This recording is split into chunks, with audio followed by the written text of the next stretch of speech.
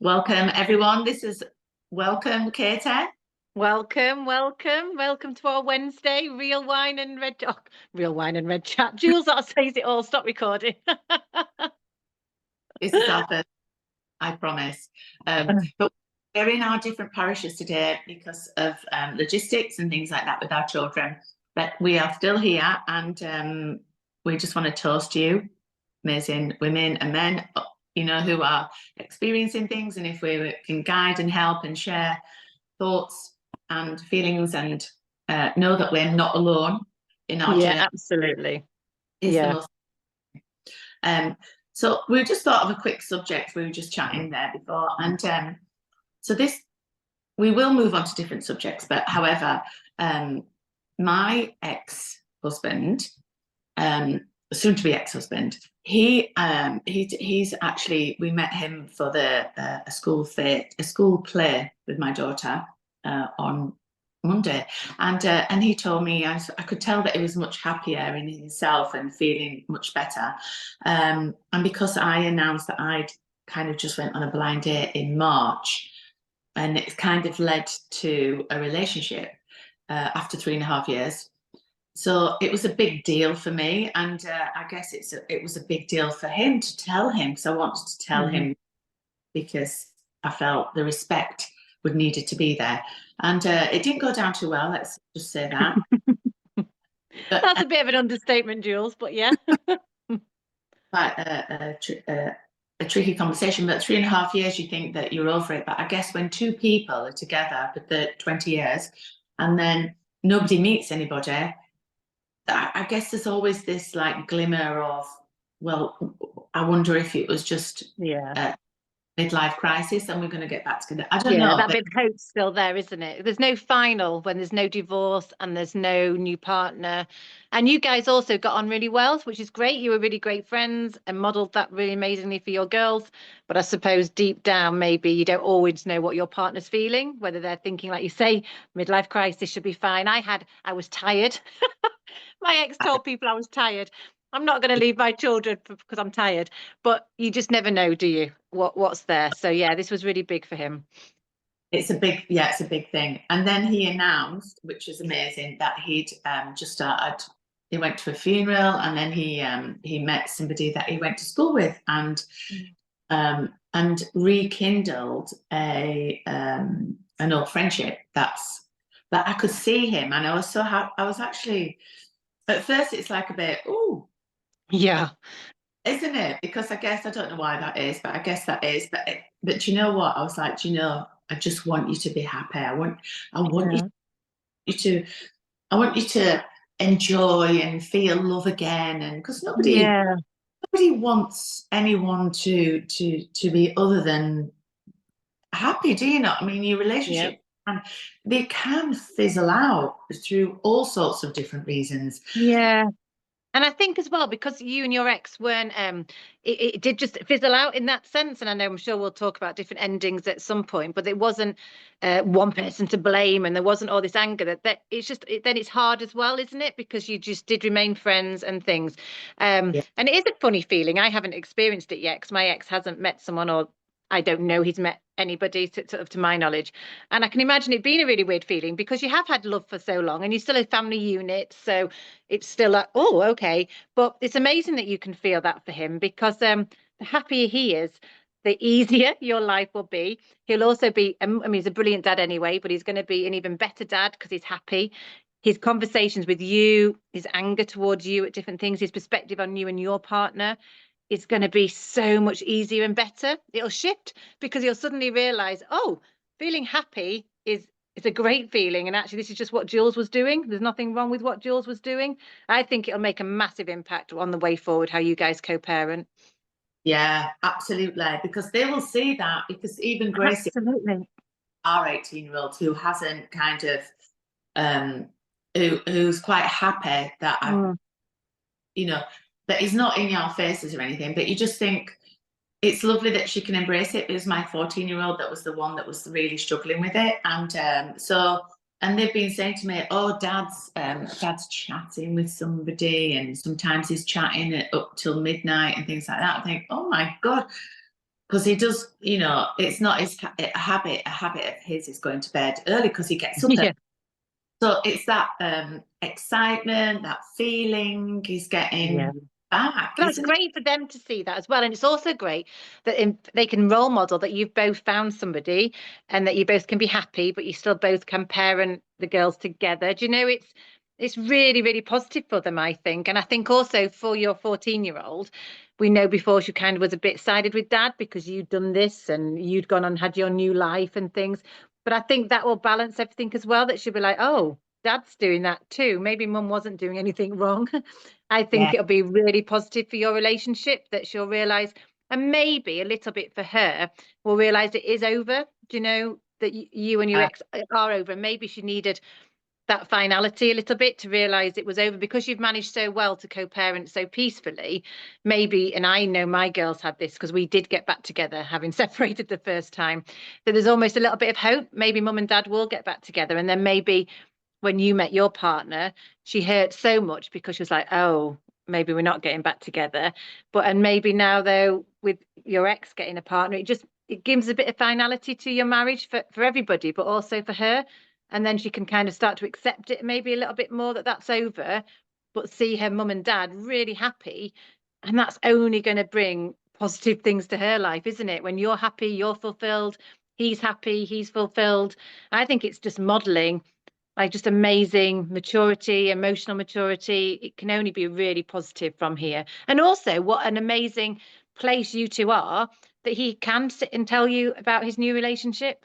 I think that mm, says a lot for you guys, that he felt confident to say that to you, and the yeah, respect he still has for you, and the respect he still has for your family unit, albeit different to how it was when you all lived under the same roof. I think yeah. it's a cheers from me. It's a cheers from me as well. So it is growth, isn't it? And I guess, you know, when you're hurting and everything, and it's the worst thing ever, but staying in a situation, like we said in the first video, is the work, is, you know, the arguments and things. So even though you've got a family unit, would the atmosphere be not a Yeah. good, or an environment to your kids to grow up in? So I know. think, And even I see that in a very different way, because I don't believe, like I say, that my ex has found somebody. There might be someone listening to this going, oh, he has. But I don't believe he has. But already I go around most mornings just because of different sort of situation. And I see him just very briefly, and that's just nice, just 5 minutes. um, but he seems so much happy. He was doing karaoke with my daughter the other night and giggling and laughing. And more when he lived here, our mornings were silent treatment from us too. Walk out the door. He'd come in and make comments about how he'd rather be at work. It was all really very, very negative. And yet now when I go around, now that he's kind of escaped me or got his own like house and his own little routine, he's so much happier. And the girls are having such, I thought it the other day, he sent me a video of my youngest doing this karaoke with him. And I thought he never would have done that if we'd stayed together. But he's really kind of stepped up as dad. And mm, maybe because he has to, there's a little bit of it's forced to. But he's a better dad and he's a happier person because we're not together. I yeah, don't think I'm quite where he is. I have to say, I think he's he's done better than me with that. But he's happier, and that's lovely to see, actually. it is. It's really nice to see, because then you see the impact it has on your children, which is really positive.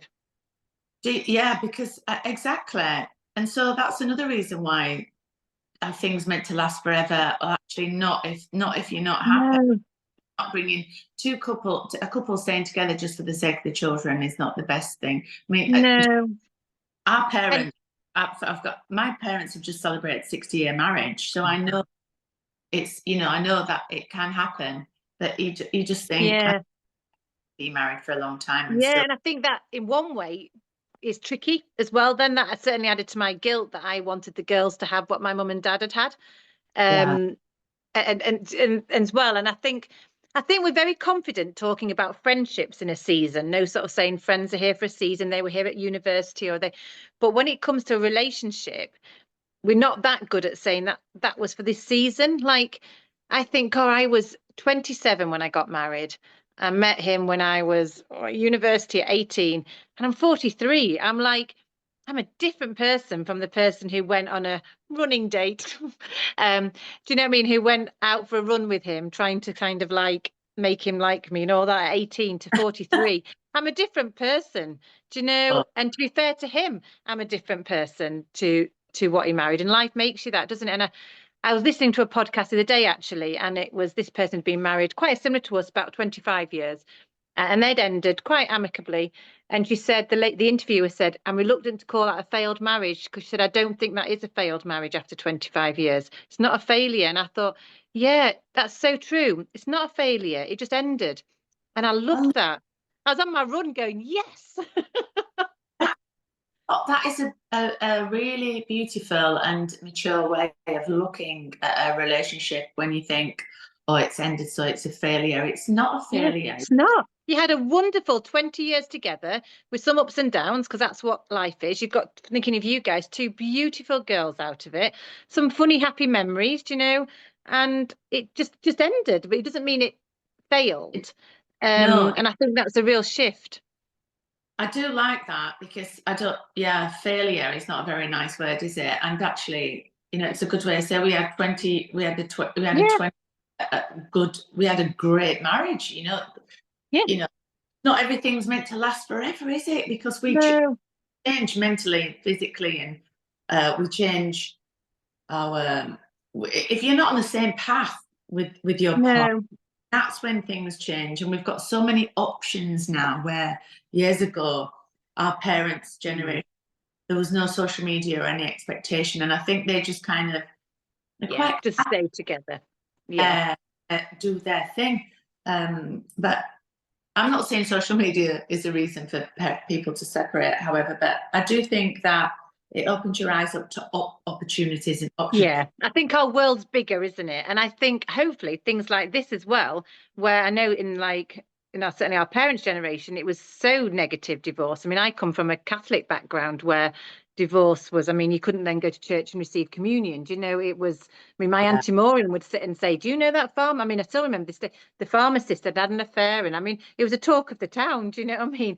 Whereas now, divorce is talked about more, things like affairs are talked about more. It's seen even on telly, or do you know, the children Yeah. are more aware of it. So I think, Mm, I don't know, I think it is good as well. I think that helps our children. Certainly know it helps my children when, for our girls being friends, that they know other people are going through it, and it's okay. I think that really helps. Whereas maybe in the more olden days, it makes me sound like, do you know what I mean? In the older days, in the past, if there wasn't many children in that situation, it must have been very isolating. Whereas actually, because so many children are in the same situation as our girls, I think it really helps. mm. I heard my youngest the other day ask her friend whose parents separated, "Oh, what do you do? How many nights do you spend at your dad's house?" And I thought, how lovely that they can chat about that with like-minded friends. I think it's lovely for them. So they don't Yes. feel so isolated, and they don't feel so alone as well. Yeah, definitely. I totally agree with that. It's not like there's just us and everyone else is still together. There's so many parents who are in Yeah, that, just embracing it and making it the best you can for your kids. And that's what that's all we're we're doing. that's what we're that's And I our think it's about reframing the word family, because I think I took a while for this, that we are still, the four of us are still a family. You guys are still a family, the four of you, but your family just looks different. And I think trying to teach children, and I know certainly when I'm in school, we teach this about when children have got two mummies and two daddies, and families are looking very different from mummy, daddy, and a boy and a girl from Topsy and Tim. That was this family where daddy went to work and mummy stayed at home. And I think we're trying to teach that acceptance, that family just looks different for everybody, because certainly more with sort of homosexuality and transgender and all of that, which is amazing for our children to be aware of. It does mean that family looks very different, like the terminology of blended families. And so I think it's really good from a young age to teach children that family just looks different, and it can yeah, still be a family if you're not under the same roof. It can be still the same family if you have two mummies and two daddies. You know, I think that's a big thing, because then you've not got this shift that, or this perception that, oh, it's not a family because mummy and daddy don't live in the same house. I've even set up a little WhatsApp group for us four called Family. No one's particularly in it at the moment, but my plan is to put things like oh, I don't know, when it's someone's birthday, and put just like things in, like, are we all meeting at this time? Nothing deep, but Yeah. just little things so the girls feel like there is still a connection. We still are a family. That unit's there. There's a bit of security in that, I think. Yeah, I like that. I like that because No one else is contributing, just me. But the idea's there. it's good. It is good. It's good, but it will get there. And when eventually, when Steve does meet somebody, and he may meet somebody, and it might be just that the way that you said is happier. There might be Mm, some that he's thinking about because that will yeah. shift happiness levels for sure. He's And probably thinking about a triathlon though, or a marathon. That's probably where the happiness comes from. But I would love him. I genuinely would love him to find happiness with that. Or acceptance that he's happy on his own as well. Do you know what I mean? yeah, Just that. I think I think it's about, and again, I read something the other day about just walking around with that little bit of peace inside you that we're all right as we are. And when, whatever that is, that I'm all right as I am, as a single mum, or as a co-parent, or as a step parent, or as a divorcee, or like, I just think it's that walking around with that just a little bit of peace, a little peace pocket, I think it was called, that I'm all right as I am. And then that gives you that confidence, that calmness. I mean, I talk this, I'm still learning. I'm still learning to try and do that, but that's my aim, just to have that peace with, I'm all right as I am. Do you know? It's just, oh, I'm all right. it Um, is. And that, yeah, because it reflects to the kids, it reflects to everybody, doesn't it? When you're all right, that will Oh, well, reflect. I got really upset this weekend. I said to you, and I wasn't great. I don't know. My anxiety was all over the place. I was really missing the girls. I was worried they're going away at Christmas with their dad, and I just got myself, and I snapped at Rosie, my youngest, and I got myself all upset. And I said something to Rosie like, "Oh, I know I'm annoying." She went, "The thing that annoys me, Mum, is because you're too hard on yourself." And I thought, wow, she's 11. And she said, you're just always too hard on yourself. She said, you're good. You're a good mum. And she was just really, and I thought, oh, bless. And I felt guilty that I was putting this on her. But I think we try and be, I know I do, try and be this like, I mean, on Saturday we baked, we did got the sewing machine out, we did board games, I mean, I did everything. I mean, it was ridiculous, really. I mean, it was ridiculous. And then I get upset because I'm not going to see them for a few hours realistically. And I think, Katie, just, and actually, in all that over the weekend, I wasn't present. I wasn't there, if you know what I mean. I didn't. So on Sunday, we snuck a KFC, sorry, cinema. We snuck a KFC into the cinema and we were just there in the cinema together. And it was lovely. We didn't talk, obviously, but we were just present because on Saturday, I was just like, oh, I don't know. I think this is what, as well, this whole healing process is so up and down. So last week I was like, yes, I've got this. I'm brilliant. This is great. And then this weekend, my anxiety, like I say, I think it's because they're going away over Christmas time and I'm struggling with that. My anxiety was like I was the day after he left, and he was 2 years since Steve left, well, in January, 2 years. And it's mad, isn't it? It's a bit like grief, I think. I think almost seeing the marriage end is a little bit like grief because you're grieving an end of something. And it's not necessarily that person. I think that's what I've realized. I don't It's want the, to live with Steve anymore. I know that, and I've got acceptance with living with Steve was not the right thing for me. It wasn't the right thing for the children. I'm over that. But I think I'm grieving what I thought my life was going to look like. And I yeah, think, like grief, it goes through stages. So some days I'm fine and I've got a bit of acceptance with it. And I'm like, okay, and we can move forward. And I think, wow, I've got opportunities to do things like this or go to the gym. And then other days it hits me, like on the weekend, it hit me like, oh, I literally sobbed on Sunday evening for about 4 hours as if it had just happened. And then woke up Monday morning feeling a bit sorry for myself, but went to the gym. And we had a little statement when Rosie was really poorly each day. We just used to say, we begin again. And that's what we said every morning. We begin again. And I had to say it to me on Monday. Right, we begin again, Katie. And I went to the gym, even though I didn't want to go to the gym. You should have seen me. But I did it. I went to the gym and I just got on with my day and I kept on saying, we begin again. And actually, it was all right. And then last night, the girls were back with me just for a night and actually your moles. And it was gorgeous. We were dancing around the living room, singing Christmas songs. And I was like, yeah. So sometimes I think it's just that acceptance that it is grief. It's grieving what you thought your life would look like. And you're going to have some really good days and then you're going to have some crappy days. But it's about that beginning again and showing up the next day and not dwelling in, oh my God, I was so bad on the weekend. Just showing up again and just trying the best. And that seemed, I've got to Wednesday this week, and already I feel 100 times better than Sunday. But I think it's because on Monday I just decided to begin again and just come on, Yeah. get on with it. And Stephen, my partner, is just the most patient, patient guy who just sat with me on Sunday. And we didn't really speak. We put a TV program on, and I basically cried my way through it. It wasn't even sad. I just cried. And I had some chocolate, cups of tea. He sent me some lovely texts later, and we moved on. And he doesn't like hold on. Do you know what I mean? He just knows that's what I like. He knows that's what I am. And I think that helps. There's a real acceptance that he just loves me for who I am. Yeah. Allows you to have your emotional. He gets it. He He gets gets it. me. He knows that. He just, yeah, he knows what I'm like, and he knows what I need. He knows when I need him just to be quiet. I know when he needs me to be practical. Yeah, so that was good. But I think it's just that recognition of it's so up and down. It's so up and down. It is, but it's also good to identify it. And I think the biggest thing for people as well, they don't really identify what's wrong, and you at least you can like trace it back. No, I And think I know what it is. I think, and it is, and part of me's they're going away for 6 nights after Christmas to Tenerife. I mean, it'd be amazing. I've seen the water parks, Rosie particularly. She'll love it.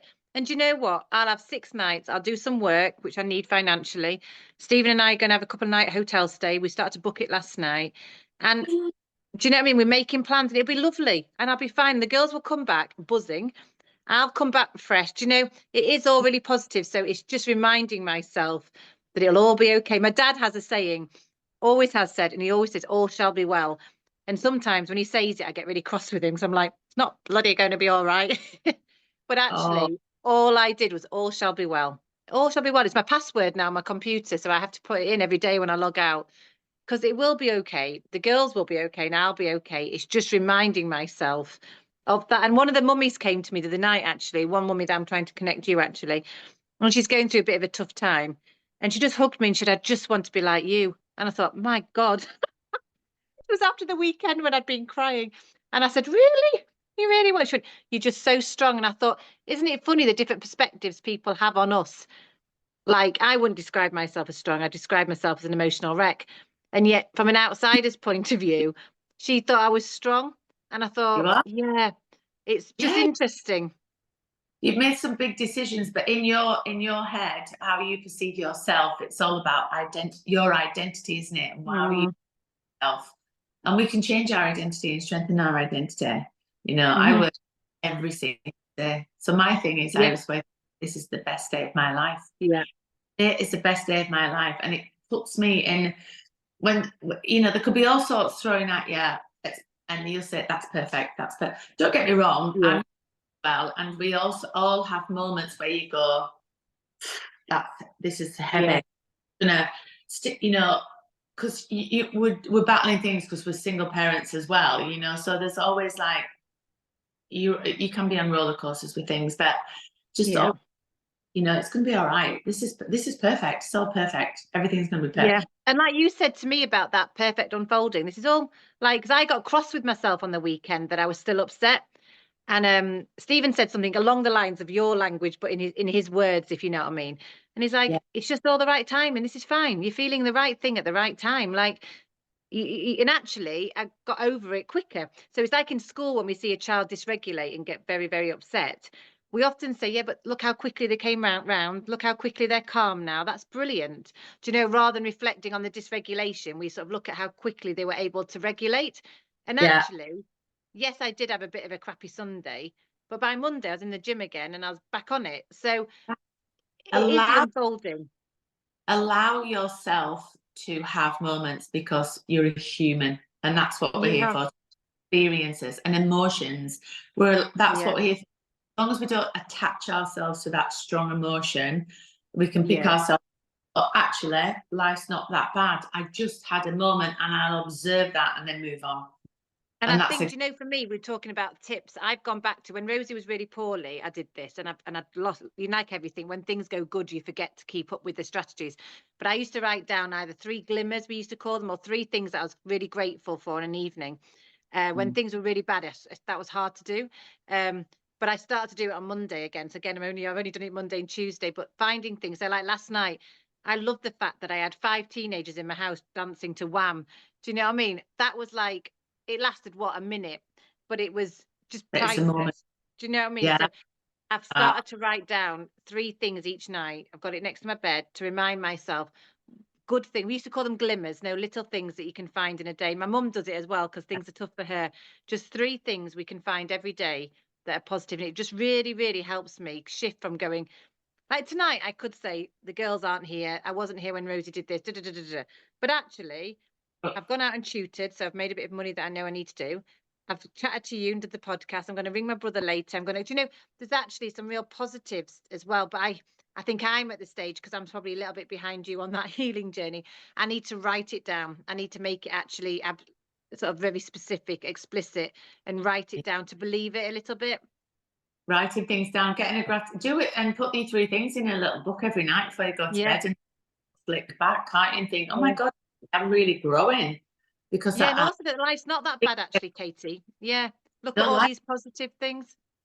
It doesn't need to be full of things that you think it needs to be full of. It just needs to be full of like you filling your cup every day. Yeah, and when you're present, that's what I thought this weekend. On paper, it was perfect. I did all these things, but I wasn't perfect. Whereas last night, if you'd come in, these 5 teenagers, there was some pots everywhere. The house was a mess. Your molds came all soaking, so I had clothes on the radiator. Rosie had come in and thrown socks everywhere. Do you know what I mean? The house looked, but it was gorgeous. Do you know what I mean? It was just gorgeous. And I think, stop this perfect malarkey. Just, well, we said real chat, but real. Our home was real last night, and it was me going, girls, hurry up. We need to get out now. We've sang Wham too long.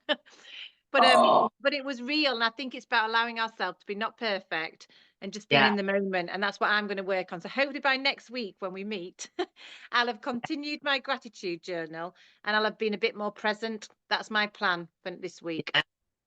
I feel really bad now. Molly's phone cut out, and I was like, no, it's not your fault. She showed me it just wasn't working. She was going to come to mine anyway, but she was really positive. She was really positive, like I said before, about everything. And I just think, like you say, it's a perfect unfolding. I think it's time. Things are coming really positive. And we've known each other forever. Like Moles, I just see her as part of the family. God love her. she's just gorge. And I think it's a privilege. I know first May was with you, should see you as being mum. Do you know what I mean? It's a privilege to have friends like that. So yeah, here to more real chat. Here to more chats. Here we are. So we're going to sign off now because I think we've gone over 15 minutes because we're not very good at doing that. But we will see you next week. See you next week, guys. We'll see you soon. Cheers, Katie. Cheers. I'm just going to turn this off now somehow. Here. Stop.